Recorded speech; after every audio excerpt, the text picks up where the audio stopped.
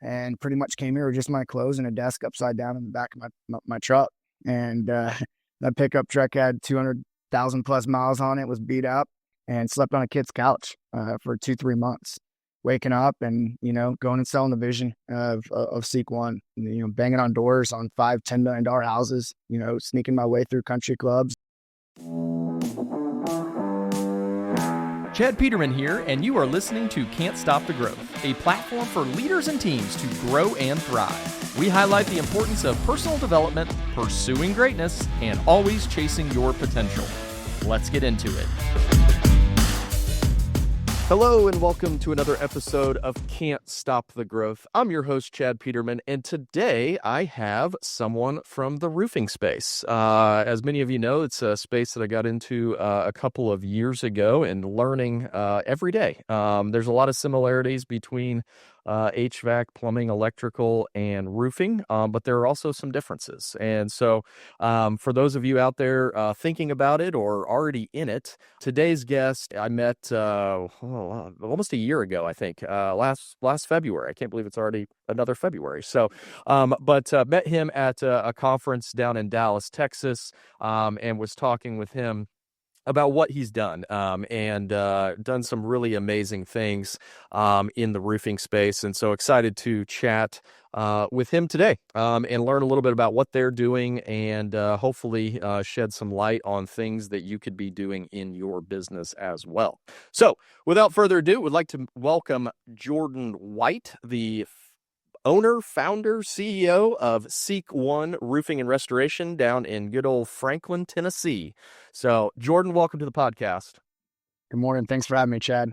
Yeah, absolutely. Excited to talk today about what you've been able to accomplish in a really short period of time. So, I guess probably best place to start is maybe give the listeners a little bit of your background, kind of the company history, and what you guys are doing, and so on and so forth. Yeah, of course. Started the business in 2022, so we're going into our 5th year. We just completed our 4th year. We're here in Franklin, Tennessee, as you mentioned, with a special focus within residential, the high-end residential re-roofing market. We really specialize within the insurance side of things, but are really, taking in that retail side of the business and really focusing on that as we continue to scale, to diversify and create some consistency here. My main focus is sales, branding, visionary. I'm on the front. I like to say that, hey, I bring it through the doors, and my partner and my team, facilitate a great customer experience and a customer journey. We've scaled from 2 million, 5 million, 10 million to a little over 20 million in our 4th year. I think we've really just done a great job of, dominating our market, coming in early and creating a lot of noise and creating an experience, more so than just delivering a great product and service. We've got a great team behind us, and I think we've got a lot of A players, and that's what's positioned us to be in the spot we are this early in the game. Yeah, absolutely. No, appreciate you sharing that, and congrats on all the growth. Obviously, it sounds great when you say it, but I know a lot of hard work went into that. Probably a lot of hiccups and headaches and learnings and all of that good stuff along the way. Tell me a little bit about, so from what I know, you moved to Nashville. Franklin, Tennessee is right outside of Nashville, but moved there and then started the company from scratch. What was that like? And would you do it again? I wouldn't trade the world for it. Yeah. It's been a lot, but honestly, I feel like God put me in the right place at the right time, and I took that leap of faith. And honestly, it's been something that's amazing, and it's shaped me, into who I am today. And I feel like I've grown a lot to kind of bring the story alive and fill people in. This week is probably a special week for me, and forever will be for the rest of my life. I was an elite level sales guy at a company out of Atlanta. I was selling millions and millions of dollars of roofing for a business, and at that point in time, I had a deep pipeline. And so I actually had a partner that worked for the same business, same company. They were located in the 8, 9, 10 states throughout the South. And he ran their Nashville branch, and I was an A player out of the Atlanta branch, which is where corporate was. And so they had greenfielded really fast. I mean, they had 8, 9 markets in maybe, 2 years. And so he came here and, wasn't really given the right resources to be successful, but I knew he was the right guy and he was everything that I'm not. And so we actually worked together maybe 2 or 3 times before we decided to hop into this. I came up to Nashville to come up here and work in that location and in this market for that business. And I realized what a great spot it is. And I realized that Connor, my business partner, is more focused on, the production, the operations, the finances, and was really a branch manager, a general manager for that location. And I knew I'm a strong visionary. I knew that, hey, look, I can see this and I know what we're capable of. And I just need the right partner. And so did he. And so on January 1st, 2022, 4 years ago, I actually told Connor, I said, look, man, I'll be there on the first. I'm a man of my word, and looking back on it and going through that, that's probably the worst decision we made, was starting a roofing company when it was 32 degrees. And it was probably the stalest of the year, for a roofing industry. It's just calm and it's slow and, it's just hard to get rocking. But yeah, I kind of deleted that pipeline and left some stuff on the table and left a lot, there, but knew that, hey, I needed to make that jump and I was never going to be able to flush it clean with that business. And, I got taken advantage of, but it was part of the game and part of making that next step. And so I moved up to Nashville on January 1st. And pretty much came here with just my clothes and a desk upside down in the back of my truck. And that pickup truck had 200,000 plus miles on it, was beat up, and came here with just a dream, a heart and a will to win. And, threw my clothes in a storage unit, shit Connor's hand on January 1st, 4 years ago, and slept on a kid's couch for 2-3 months. Waking up and, going and selling the vision of Seek One, banging on doors on $5-10 million houses, sneaking my way through country clubs and kind of, hey, look, this is who we are. This is what we're going to do. And we're going to do it. And we did. So that's kind of how we got started and a little bit about kind of the story of how we, got kicked off. Yeah, no, that's awesome. I'm sure there's a lot of people out there with, maybe similar stories or similar aspects of kind of that origin story, if you will. Tell me a little bit about you mentioned kind of Connor's more operations, you're more visionary. Like, how is that played out? I get to work with my brother every day, and we have kind of a similar kind of feel and look to kind of how we run it. What advice would you give people out there who are maybe working with family, or you got a partner, or like what has made that so, obviously the distinct roles, but what else has made that partnership successful for you think? Yeah, I mean, honestly, more people than ourselves tell us that, look, we've just got the chemistry. It's yin to yang. Yeah, he stays in his lane and I stay in mine. And as I've gone through 4 or 5 years of business, I've watched a lot. I learned a lot. I reach out to people like yourself and really understand how I can grow and what's worked and what hasn't worked. And I feel as if it's smart to learn from another man's mistakes, than it is to just continue to trip over things yourself. And so, with that being said, Connor is very good at owning his role, and so am I. And I've watched and I've seen many other businesses. It's normally 2 like-minded people. I've seen guys that they go out, they kill it within a business, whether it's HVAC, roofing, whatever it is, and they think, hey, we can go do this. And I see it more times than not where you get 2 really good sales guys go start a business, and they're one-dimensional. Okay. They're really good at sales, but they lack the systems, the processes, the back end, the efficiencies, and how to create that great customer experience and to make sure you're firing on all cylinders, right? Like, that's not my job.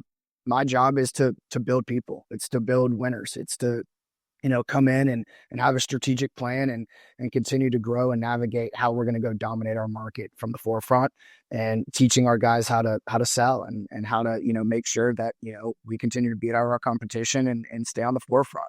Connor's job is to make sure that we deliver a good service, that those materials and his team drop at the right time, that the crews are there, at the right time, doing the right work, with great quality and craftsmanship, making sure that we collect on time so that we make sure that we take care of all of our vendors. We have no hiccups, no issues. And honestly, the relationship between Connor and I has created a very healthy business. We've been able to put the business first. And then, Chad, not just, him being more focused on that side and me being more focused on this side. I think that we both understood that, hey, look, because we're young, it's going to hurt us in certain areas of this business. But where it can really help us is we can let the business eat first, and, we can starve ourselves and feed our focus. And our focus is seek one. And we're going to make sure that this business, it's just like, another person. It's got to eat and, it's got to breathe, and it's got to have the right amount of oxygen and fuel to be able to grow. And we make sure we stay feeding the business and not just ourselves. And so I think us being aligned on the fact that, hey, look, we're going to grow this business. And for the first 2, 3, 4 years, we don't care to take much from it. And when we were at 10 million, we could have taken some, good distributions. When we were at 15 million, 20 million, we're still sitting here saying, hey, look, business first, us last. So I think our dynamic focus of just personality and skill sets and God-given talent, and him being focused on that side of it, me being on the other, has made us not one-dimensional, but us having the same alignment on kind of business first and us last has really helped as well. Yeah, I think that's such a powerful thing. And, you see so many people out there that the sole objective for them is to feed themselves, is, what can this do for me? And that type of mindset is not going to allow you to scale a company. You may be able to build a, $2-3 million company, a kind of a lifestyle business, but if you're truly wanting to scale a company, it's got to serve everybody on your team. And to your point is you come last. You may be at the top of the food chain in the org chart, but it's inverted when it comes to who the business should serve, and how we're going to continue to grow this. You talk a lot about kind of building people. What has been maybe some keys that you feel to building people, whether it's salespeople, or I'm sure there's, admin at your size and different things like that. Like, how do you guys approach that? And then are there any tools that you guys use, whether that be kind of, hey, we do this program internally, or we've reached externally and grabbed this and it seemed to really work? What's kind of your thoughts on that? Yeah, so Connor's actually partnered up with a couple of different people. One that you may know of, that he works with sometimes, is Cole Taylor, and Colin Talley from Exit Momentum. And just, hey, look, how do we make sure we have the right operating system to build our people, not just within the day-to-day, but like actually building them as winners, professionally, yes, but more so personally. If people are showing up in the right mindset, I feel like they're going to execute. And no one in our entire business, nobody, Chad, has come from the roofing industry. It's very important that I put some focus on that, because I think so many people when starting out are, hey, look, we've got to get these guys. How can I draw people from other roofing companies? How can I get experience? Like, not one of my sales guys has ever come from the roofing industry, and I don't want to. And I have, many guys that at this point in time aren't happy from other businesses and are wanting to come over. On my side, I have many different sources. I'm a student of the game. I stay learning, and I always am trying different, things to be able to incorporate into our business to build people up. And I think it starts with yourself. Connor and I, we cross paths with you a lot, but we're always educating. We're always going to conferences. We're always going to, 1-day blitzes and 2-day, events that are outside of roofing, that are just, hey, how to build yourself up and how to stay clear-minded and how to stay sharp. And, we really put in a lot of, health first too. Like, if you're not healthy, you're not winning. And so within my sales organization, personal development's huge. We start with our people before we teach them how to really win in roofing. I want to set them up and I want to have above the line and below the line behaviors. We do an MVP process, mission, vision, principles, and hey, look, like, what does it look like? Like, I can guide you in roofing, but I got to guide you as an individual first. And so if I'm sitting down and doing one-on-ones each month with, how was the month? Here's your scorecard. Here's where you were at. Here's what our director of sales is saying. Here's what our team leaders are saying. And it's a direct, correlation more times than not when I can cross-reference and say, hey, look, this is what's going on in your life. This is what you told me you wanted. This is what's going on, at the work, within work and these walls. And so, yeah, I think personal development's huge. I really do. And I think you got to give to get. It's very powerful. We're actually greenfielding a location right now, and we're about to go greenfield 2 or 3 more. And I've learned a lot from that. I can't go down there and work with that general manager and really focus on KPIs and drivers without earning their trust. So, this year I went down to our Huntsville location for 3 to 6 months and said, hey, look, I'm going to come down here and really teach and coach and love and support and, take them to dinners and come out here and take them to events and sit down for 3-4 hours round table and get them to understand that, hey, I care about them before I put the numbers and the KPIs in place and in the standard, before I set that standard. And so I think that because I gave a lot, now I can get a lot and I can ask for a lot. Too much is given, much is required. Yeah, absolutely. Well, you are wise beyond your years, for sure, because I think that's something that so many people miss out on, is that interaction. It's not just, hey, come here, do the work. It's like, if their whole life is in shambles around them, it's going to bleed over into the work. You can talk about kind of work-life balance all you want, but at the end of the day, we all spend a lot of time at work during the course of a week. And so if that's not right and the rest of our life isn't in order, it's going to be very difficult to perform. And I think we've seen that play out in our business. I'm sure you've seen it play out in yours, obviously, and working around that to try to get, the best people in there that are willing to grow. What would you say, obviously you've scaled really fast. What would you say is like, let's just take last year. So you go from 15 to just over 20. Like, when you look at the business today, what's the one thing at like 10 million that you didn't see, and you kind of had to, you didn't see, and like, oh crap, we got to figure this out. What was that? What was like one thing that you saw from 10 to 20 that's different that you may not have expected? Yeah, for sure. And that was the jump. I mean, it really was 10 to 20. We never hit the 15 threshold. So we doubled revenue at 10 when we thought we were going to go to 15. To answer that question, a year ago going into last year, I thought, hey, look, like, we've really got to build out our leadership team. I need, buffers in every area of this. I need a separation of me and our department heads. And same with Connor. And so we went out, we were able to hire a guy from a multi-$100 million organization that actually is in the franchising space and a direct correlation to Whataburger. So oddly enough, I just, as a visionary, was like, wait a second. They're making big strides throughout Nashville, throughout Tennessee, and throughout the South right now. And his job was, hey, look, you've got to come in here and you've got to operate at a fast scale. You've got to come in and from ground break to construction to hiring to general manager to this, amount of production and sales, and then he would go to the next. And so he knew speed, he knew time, he knew efficiency, and it had nothing to do with roofing. But I knew he was a professional, and hey, look, if he can do that and work with those type of people that he's having to staff and, at Whataburger, well, wait a second. The roofing industry is not the sharpest. So he understands speed, and he understands how to take people that maybe aren't, at the level that we would want, and turn them into B players and A players. And so with that being said, it was a big piece in putting Jay, our director of operations, into this business and letting him really, come in, learn, get his feet wet, and then be able to direct all of our department heads for scale to be able to go from 10 to 20 million. Another big piece was me bringing in a director of sales that was actually my old boss that I worked for from that previous company down in Atlanta. And his name's Bill Monty. He had a lot of experience. He ran a business called Claim Source One that did defective siding claims, in the 90s, and had over 180 employees.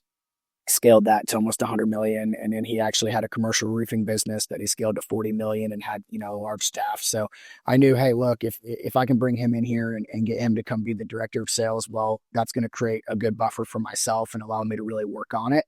And so I think just those two people were very important. And then as well as, kind of from your circle, I've, Hoffman, Tommy, a bunch of people. I just listened to their podcast, and I've met at conferences and listened and absorbed and taking good notes. And it was like, hey, look, I've got to buy back my time. Like I feel as if I'm an A player, and, I'm great within this business, but at the same time, like, that's not going to duplicate more me's. So how can I buy back my time? So we went ahead and made that jump to go ahead and get an executive assistant within a leadership team as well. And I think that those pieces really helped us.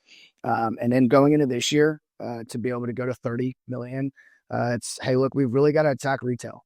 We've really got to attack, new business development. And so we just hired a business development individual to step into this business, to go lock down custom home builds, new construction, property management teams. So that's kind of the future where we're going. But the struggle from 10 to 20 was making sure that we got leadership into this business and making sure that they actually understood it. And I'm sure you've been there before, but it was painful because Connor and I are like, okay, like we listened to people like you and we took notes and we integrated that into this business.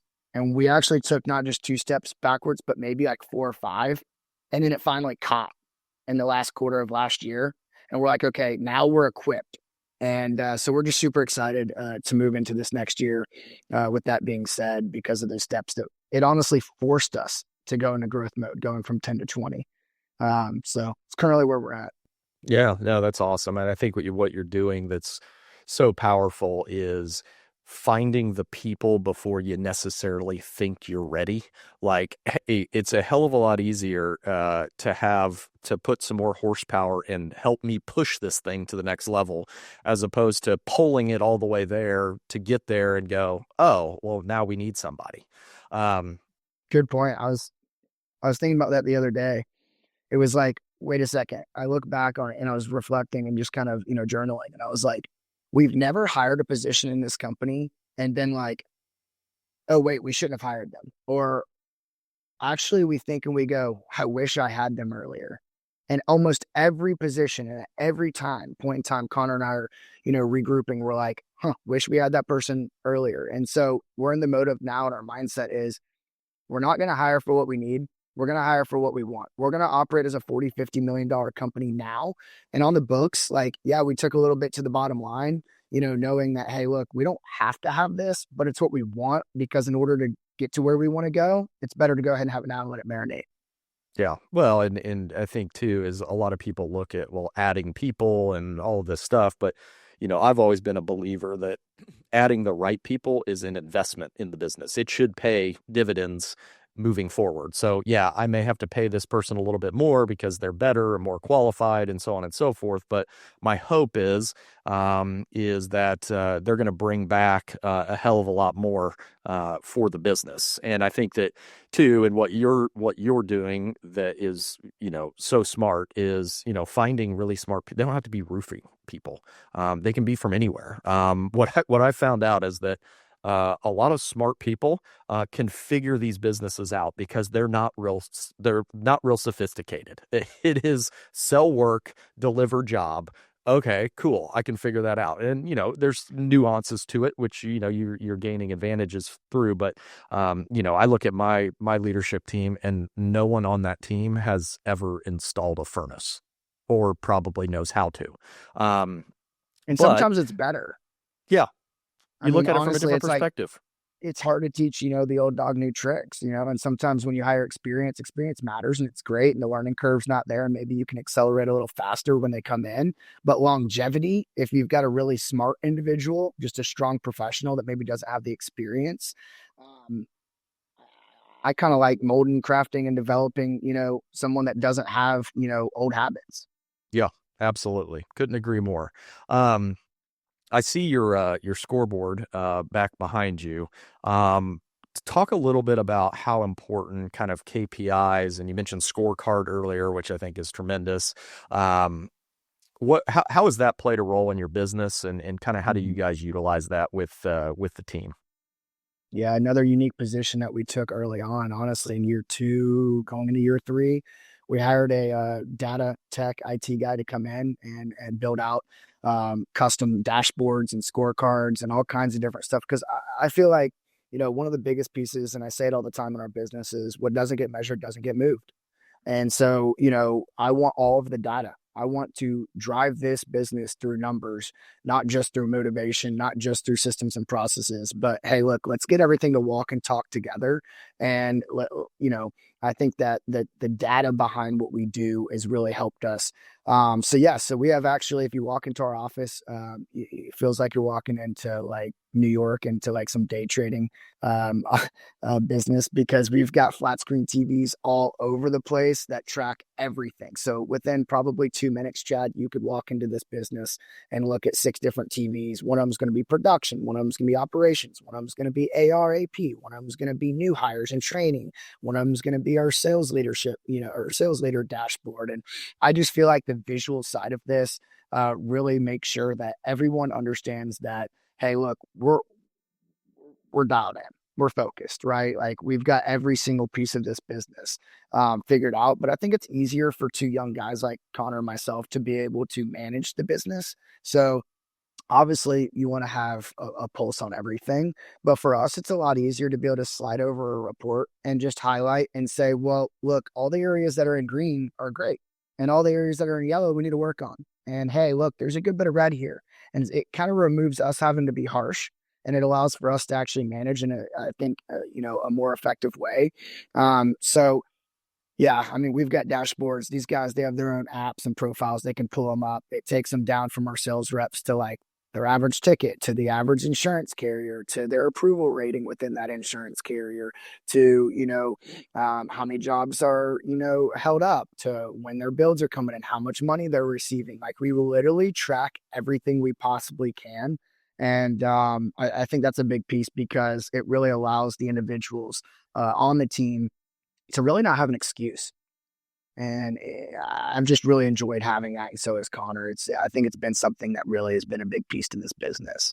Yeah, I think it's so huge, and congrats for doing it so early. I wish I would have done it earlier in our business. But live and learn. I think to your point, it's when you have a scorecard, it is not just your opinion and of what their performance is. And then, there's a rift because, my manager doesn't like me and this, that, and the other, and all of this stuff. And ultimately people end up leaving.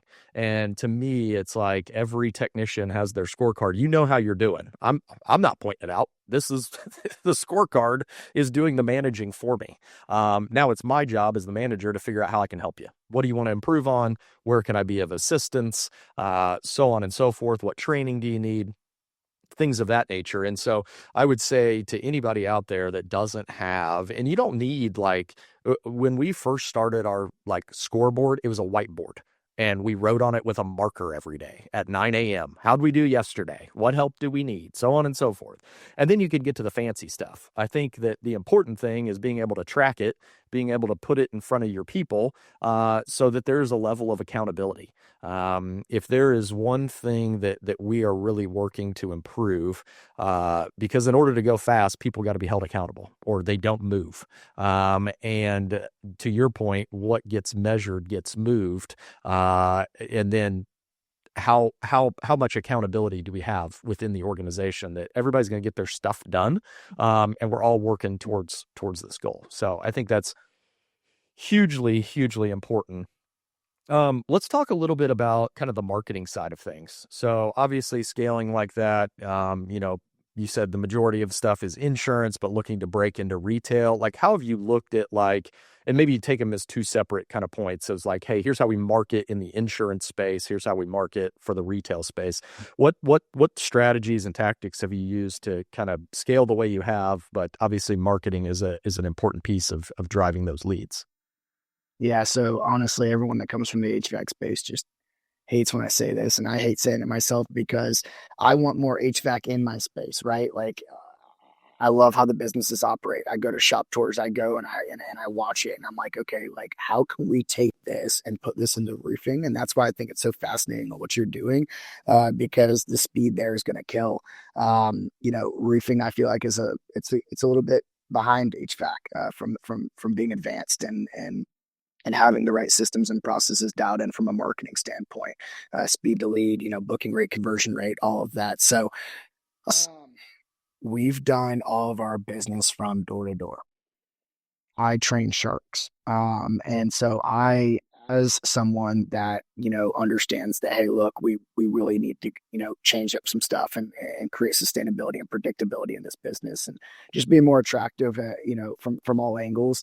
I want to be able to know exactly what we can expect and not have the swings month to month of like, hey, look, like, what is it going to look like this month because of, door to door sales guys. So we've actually just locked down, super excited, a CMO to come in that has a great track record. He actually worked for Dave Ramsey over at Ramsey Solutions as the director of marketing, and previously before that out of Atlanta for John Maxwell and his brother. And so he actually has a kid that's going through a lot, and he realized about 3 years ago, wait a second, why don't I come in and be a fractional for 3 home service industry businesses because I enjoy that and I'm fascinated by that, and work from home and work within those businesses, 4 to 6 hours a week. And he actually worked with a business, I won't say the name of it, but a retail shop, a roofing business that was doing about $30 million on the insurance side of things 2 years ago. He stepped in, scaled him to 50 million within 1 year from a retail standpoint. And in the second year, took him to 80 million from all retail. And so we've actually gone out, and I feel as if I've hired an A player and he starts this year. And so we are actually in the process of, trying to, get a 3-4x on an ROI of what we spend. And like I said earlier, I'll go all the way back to we save. We let the business eat first. So I'm a little upset that, I haven't done this earlier and really integrated, the marketing side of this and created that, fully lead gen piece to this. But at the same time, I can say that we're in a position to be able to fund it and to go all in and not have to ease our way in. So this year, we're actually really focused on the marketing side of this to be able to turn it to a 30% retail as our projection with all of the numbers that we've kind of broken down and budgeted for. So when I say no marketing, Chad, of course, we've done marketing over the last 4 years. We've dominated our market. We rank in SEO. We're, first in the map pack, first on, organic search. We've got over 500 5-star reviews. We're pushing, to get up to 750 to 1,000 with a program that we've built out for this year. We've dominated our market from all of the, sponsorships and, high schools and being on all their fields and, restaurants and whatnot. And we've done, some paid advertising, and we've had a call center, and we've done, a few $1 million in revenue. But Chad, we want to go be a $40-50 million roofing business in the next 2 years. We want to go scale, past that if we can, and shoot for the moon and go to 100 million, or else we would have probably already done a transaction with how hot our space is right now as two young guys that could take that and move. We're up for the challenge. So marketing right now is something that has our undivided attention. It's my main focus right now. Super excited. Like I said, I feel like we have the resources, the right person in the chair. And, from a marketing standpoint, for our CMO coming in, I think we've done a great job of positioning the business on the digital forefront for him to be able to just turn the levers and go. So interested to see. We haven't run, a multi-million-dollar PPC campaign or an LSA campaign that's pushing 300, 400, 500 calls a month. We definitely have had our 50 to 100 leads a month, and we've converted, but we're really trying to do more of what you're great at within our business and take the game of manhunt away is what I call it. We've had a great time, playing outside and having fun and playing hide and seek and manhunt and going out and just having 20, 30, intense sales guys, coming in and racking doors all day in a very high-end market. But if we've been able to do this without that, that's the exciting piece. And the positive to this is, well, I think we really can double down. So that's kind of where we stand. That's awesome. Yeah, that's good stuff. Yeah, I think the one piece of advice, and not that you need it, but the one thing that I would share, and this goes really for all listeners, is I think the most important piece of marketing is a lot of people think it's like, oh, well, I got this cool commercial or this cool radio ad or whatever it is. At the end of the day, marketing is all data driven.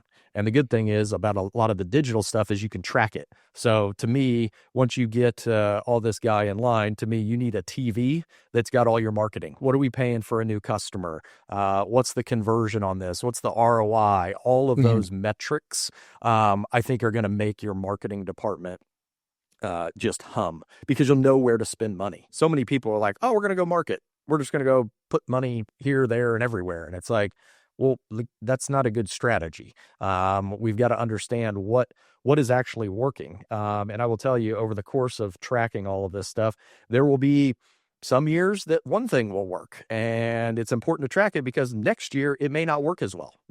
Print advertising for us is one of those things that used to work really well. Well, now it's like we're pulling damn near every dollar we have out of print because it just doesn't convert like it used to. The other piece, and you're in a high, a very affluent area for sure, is understanding who that customer is. I think that's the important part too. When you go to market, your marketing works a hell of a lot better if there's a story.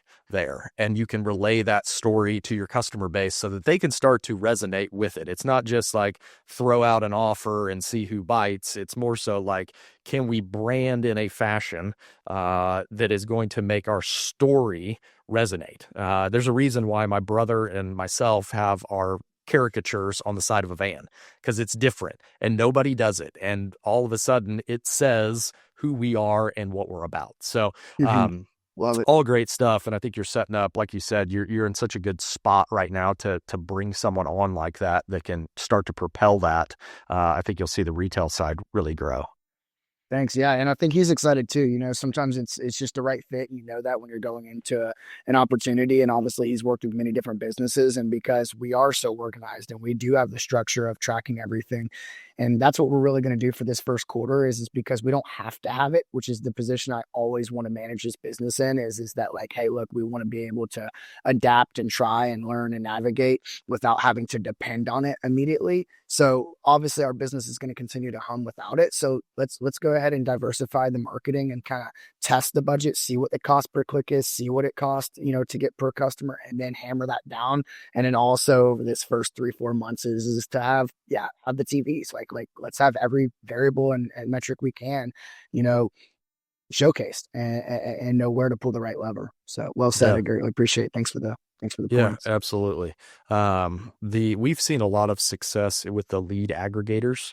It's a little bit trickier of a lead, obviously, because some of those are going out to multiple companies and so on and so forth. But that's where we've seen the big push. We turned the corner probably in maybe September, October of like, our goal was, how can we make retail outpace insurance? We finally got there. Now we're very small compared to you, but just trying to figure out all of these mechanics of how does roofing work? Because it's not, HVAC, you need to maintain stuff and maintenance and all of that, and plumbing stuff breaks a lot more frequently than, say, replacing a roof. So that'll be interesting. I'll be excited to trade some notes with you along the way, which will be fun. Let's go into the to the door knocking piece. This is something that's been on my mind, is trying to make it work in the space. I just haven't gotten enough whatever to figure it out. What would you say is like the key, and like your salespeople are door knocking? Is that correct? Chad, I'm a door-to-door, like just beast down. That is just who I am. That's how, honestly, I grew up banging doors. At 15 years old, I was knocking doors for a tree company. So, door-to-door is kind of my specialty. And like, I don't really care how people view it. Like, personally, I've just had to go out and make it for myself, not to get into my personal story and kind of my background, but like, I was kind of thrown out there at 15, like go figure it out. My dad, both his parents passed away before he was 17, 18 years old. And so obviously it was great. I'm very thankful and blessed. And I was raised in a great family, but my dad made me work, man. He threw me out there. Like most parents, I feel like they're cutting them off a little late nowadays at like 21, 22, 23, 24. At 15, I was dropped off in a parking lot of 2 grocery stores and said, go in there and go get a job. And no, you're not filling out an application. Like you better walk out with, the badge. And, so I did that for a month. I was working at a grocery store and I saw these guys riding, in nice trucks and wearing jeans and boots and, kind of like, I was like, this is cool. And, they were across the street. There was an office to a tree business. And so I went over there and walked in at one day on a lunch break, and I started racking doors for a guy and riding around with him. And, I like the rush. Like, I like the fact that I could work with when I want, with who I want, how I want. I was in full control. And, hey, look, if I'm really good at it, I can go knock 10 doors and close 3 jobs. And, some people, they got to go knock 200-300 doors to close a job. But for me, I think I was honestly faster than someone being able to get a lead to come through, organically from, one of the, lead aggregators, or from SEO or from whatever it is, whatever campaign. Like, I like the fact that I could control that on my own timing.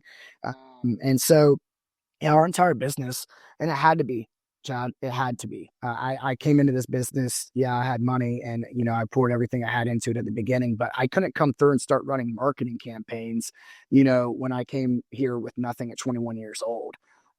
So I really focused. I think it was a big piece too to really accelerate and jumpstart the business because I think it built the right momentum and it created the culture of like, hey, we're hustlers. I think that when you lead gen the business, it's great for the predictability and the sustainability of being able to go, okay, well, if we get 100 leads and our booking rate's this and our conversion rate's that and our approval rating's this, that we start to get the data that, like let's just say it's 100 leads and, 80 of them are run and 40 of them close. Well, okay, we're good for 40 jobs, if we do this and, you continue to walk it up. Like you can kind of create, I think, complacency, not within the business, but within the individuals and the sales organization of them kind of becoming lead babies is what I say. And, our guys are hustlers. And so I feel as if when a lead comes through, it's like a treat.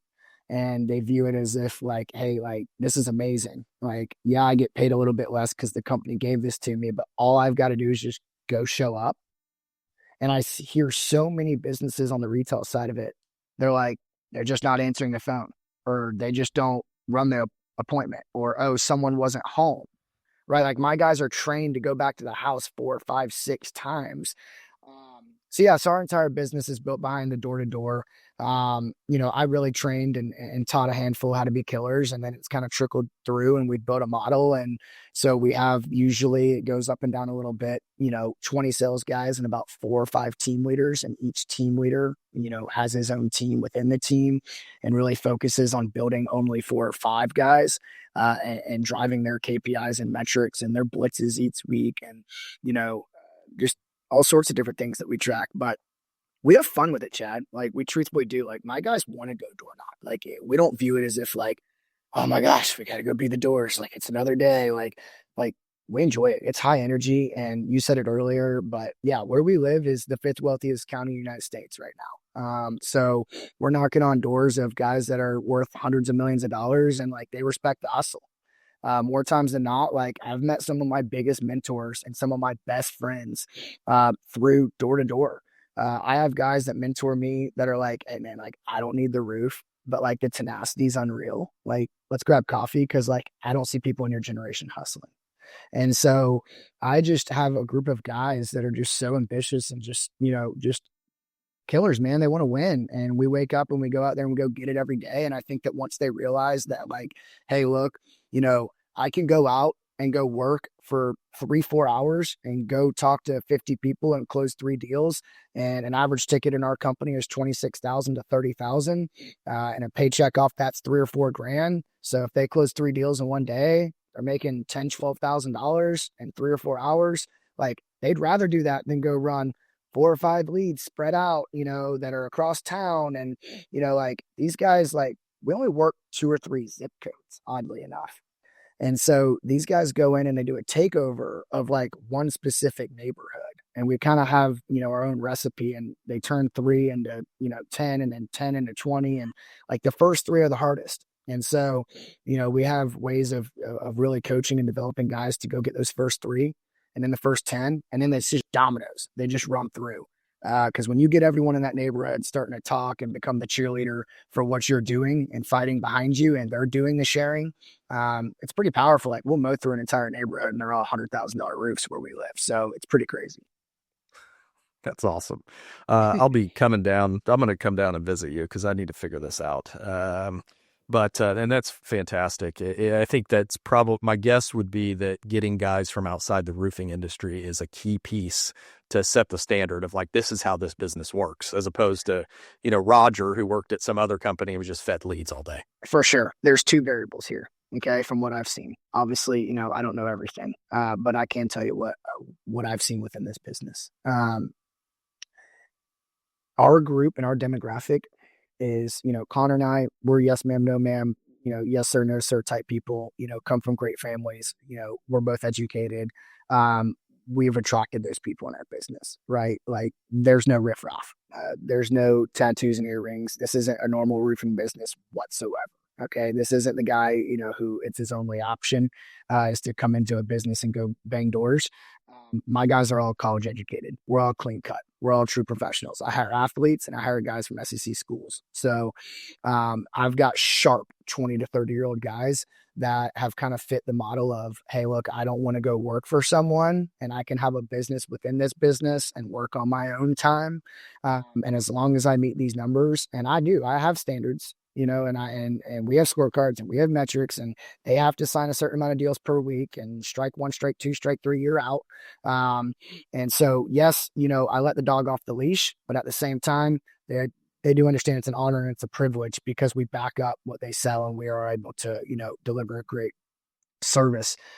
So we've kind of got it all positioned the right way, but I've seen it go two ways. You hire young guys that are hustlers. Okay. That's my team.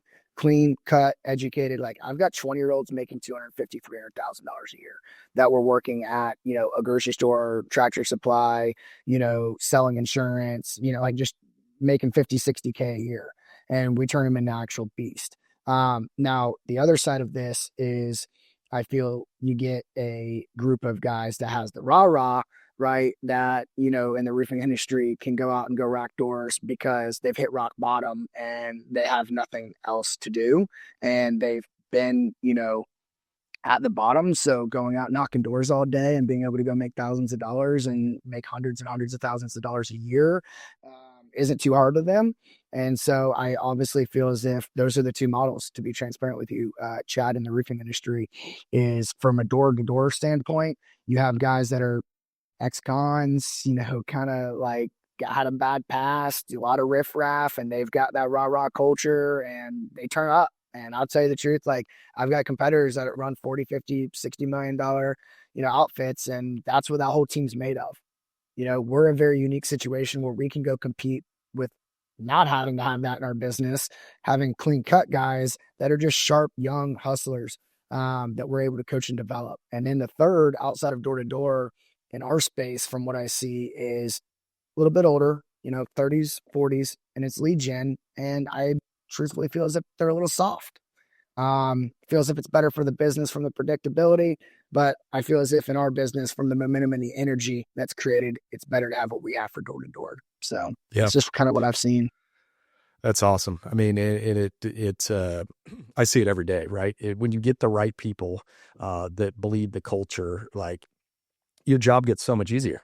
Because now you got all these people that believe the exact same thing that you believe. And I think that you've done what sounds like a tremendous job of, let's find the right people. I'll train them, but they got to have the right characteristics. And I think you've hit it spot on as another thing that we talk about a lot is like, rather than complain, I know you're in this generation, but rather than complain about the 20 to 30-year-olds and they don't have any drive and they're lazy and all they want to do is take time off and all of this stuff, it's like, to me, what you've done is meet them where they are. What do they want?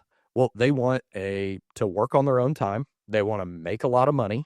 Well, if this is the recipe, if you only want to work 4 hours a day and go play golf or do whatever, well, just sign 3 deals in the 4 hours, and then you're done. And then you can go do whatever you want. And to me, you probably have sales guys that will never, ever leave because I have a great gig. Like, how much better is that? Actually, you probably have a better gig than I got. Like, that's right. Good.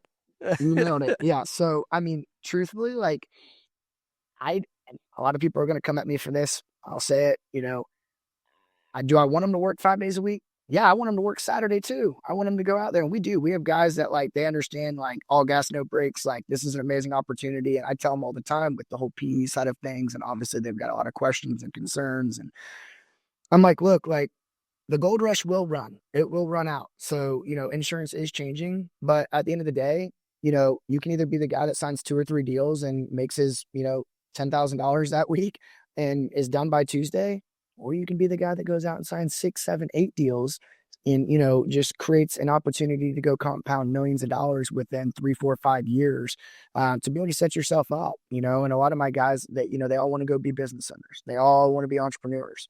And I'm like, well, at the end of the day, then you need to go make the most of this and go attack it and go get every dollar you possibly can right now while it's there. But, with that being said, I don't care if they quit on Tuesday. If they've got the numbers I need, some guys it takes 6 days a week and some guys it takes 1 day a week.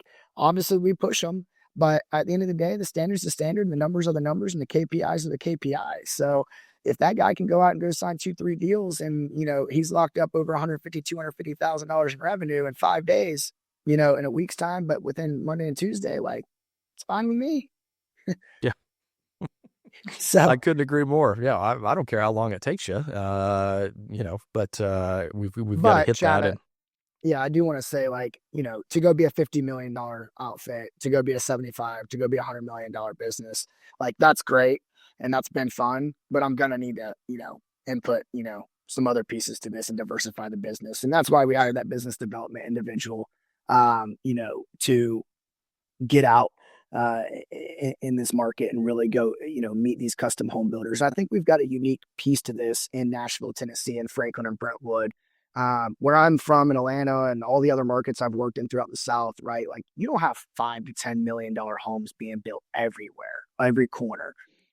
And so what we're really strategically trying to do is go do $3, $4, $5 million through locking up maybe just 5, 6, 7 builders that build 8 to 10, 10,000 square feet homes a year that have that designer shingle, cedar shake, draped in copper, and kind of just create an experience for them and create, some reoccurring revenue, and understanding that, like, we work so hard for our customer to be a cheerleader. Like, we do. Like, we want them to be a customer for life.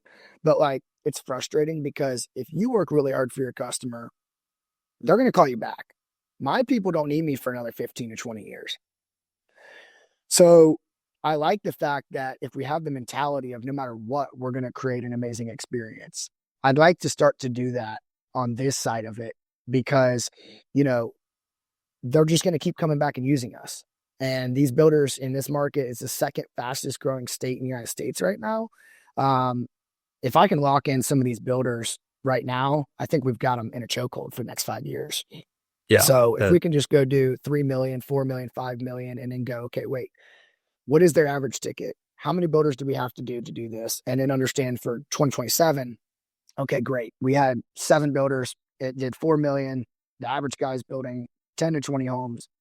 Let's go lock down 5 to 7 more of these, and kind of create a good experience for them and kind of a good flow within our business right now. So that's what we're doing, is creating an SOP and, like, hey, look, like, from the time they send us the plans, how can we, accelerate being quicker, being more accurate, than our competitors, and I feel as if right now, because we don't have to be in that space, back to, like I said, you're going to hear me kind of keep going on that. We can be more competitive, right? Like, I can come in and undercut these jobs the first, 3, 4, 5, 6 months just to create that great experience for that builder. And then come through once we've got it to where they're like, hey, look, like, this is just so smooth that we've got to use Seek One. And that's kind of where we're headed. Yeah. Love it, man. Well, I know we're bumping up on time here. I'm sure you've got stuff to do.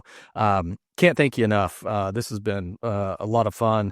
Obviously, we've talked a couple of times over the last year, and I'm going to need to get down there and visit and see what you're doing, because I think there's a lot I can learn, regardless of what business it is. So, Jordan, thanks again, man. Really appreciate it. Best of luck in 26. I'm sure I'll see you somewhere along the way, and then we'll figure out for some time for me to get down there and check you out.